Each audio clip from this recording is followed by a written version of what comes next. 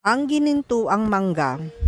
Isang araw, nagpapahinga si Panginoong Shiva sa bundok Kailash kasama ang kanyang asawang si Diyosa Parvati at ang kanilang mga anak na sina Ganesh at Kartikeya.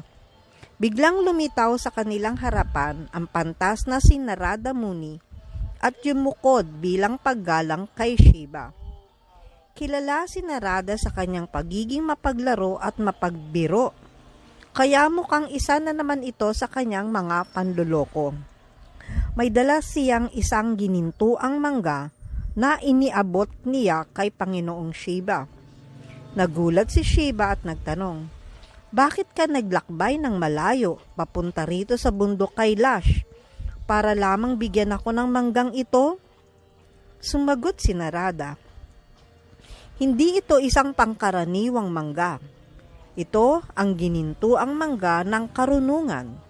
At sino mang kakain ito ay pagkakalooban ng walang hanggang kaalaman at katalinuhan. Ngunit may isang kondisyon bago ito kainin." Sa sandaling iyon, inihahanda na ni Shiva ang mangga upang hatiin sa 4 na bahagi. Ngunit napahinto siya at nagbulong. Dapat ay inaasahan ko na ito. Kung si Narada ang magbibigay ng anuman, siguradong may kasamang kondisyon. At tiyak na may kalokohan itong dala. Tumingin siya kay Narada at nagtanong, "Sabihin mo sa akin, ano ang kondisyon sa pagkain ng prutas na ito?" Ngumiti si Narada at sinabing, ang prutas na ito ay kailangang kainin ng isang tao lamang.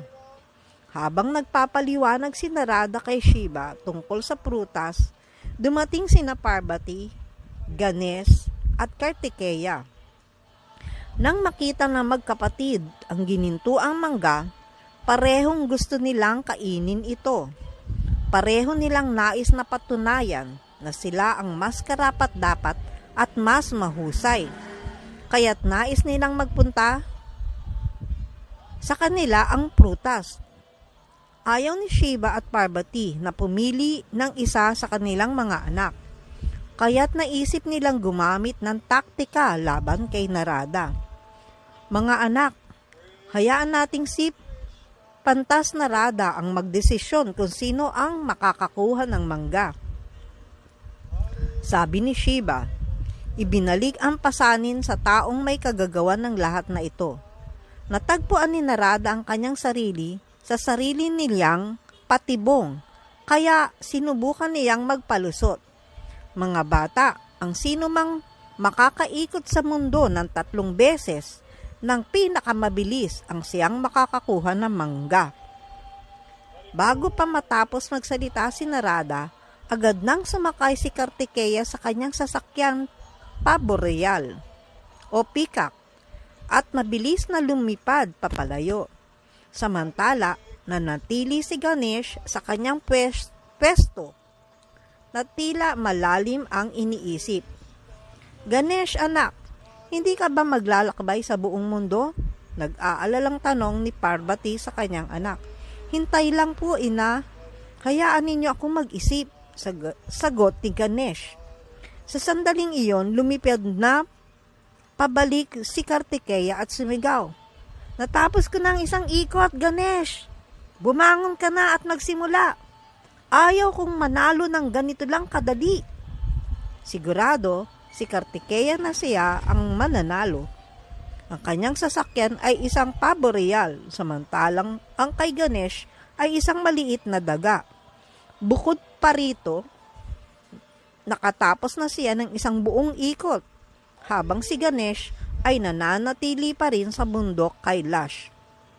Sa puntong iyon, nakapagpasya na si Ganesh kung paano niya mapapanalo ang paligsahan. Tumayo siya at dahan-dahang lumapit sa kanyang mga magulang.